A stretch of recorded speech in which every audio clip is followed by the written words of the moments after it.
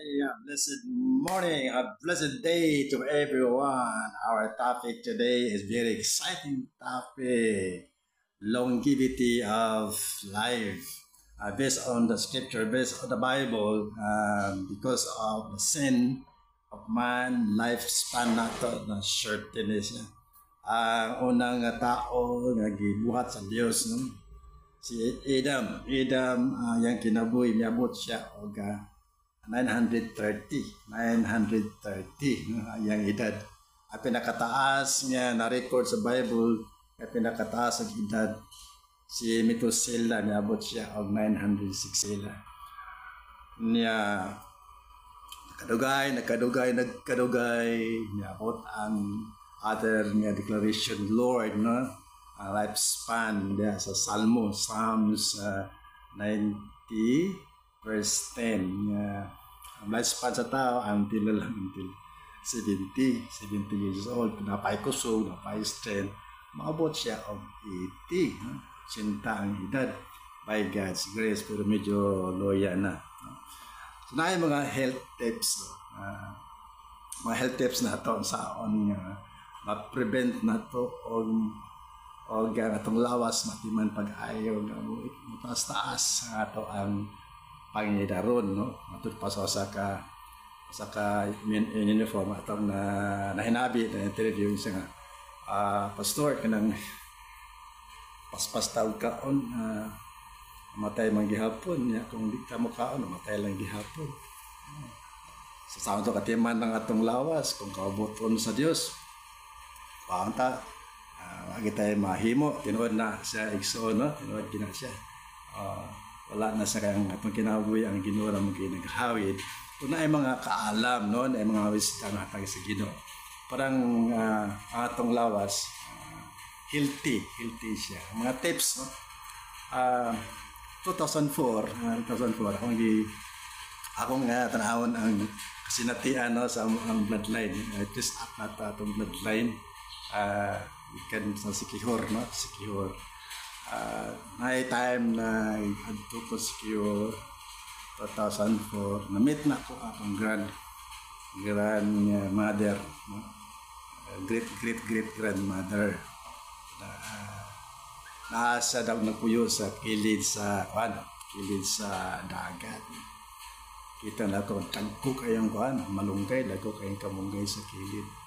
And I interviewed her before sa namatay. Laon sa may mong sekreto, yung pagkaon nga nung anak ng kataas. Kita ko yung panit. Wala nagkuhan ba?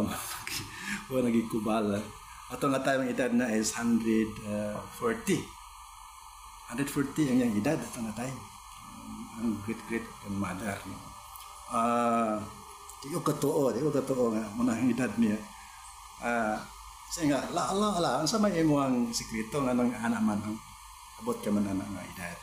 Ingan siya, kaon lang kamunggay, o kita na kong kamunggay sa likod ko kayo, ikong punuan, pagad ako sa lubing.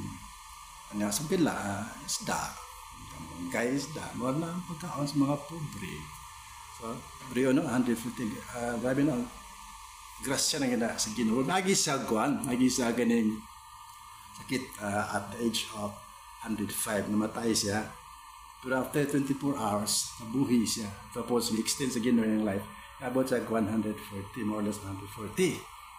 So, di kaya may convince. So, among gi-research, no? Among gipalitan, birth certificate niya, record niya. Tinood man siya, no? Tinood gidiay ang sulti sa kuang lola.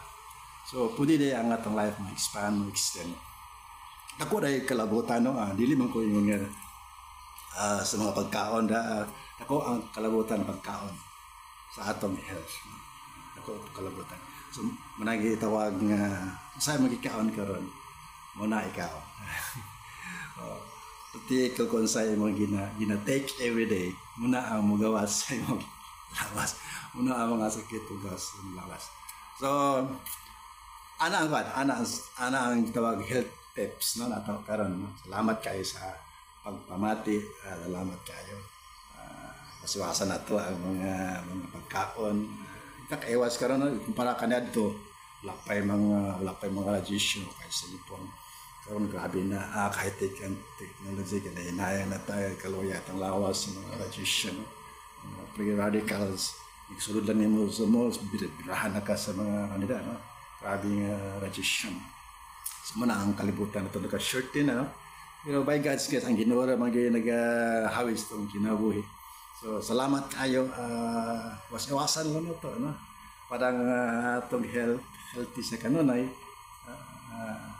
makita nga ang saka tao nga din na ang gitawag proper diet. So ang health niya ang lawas maayos ang resulta. So dalay ko ng Diyos sa katutusan. So God bless everyone. Thank you for watching.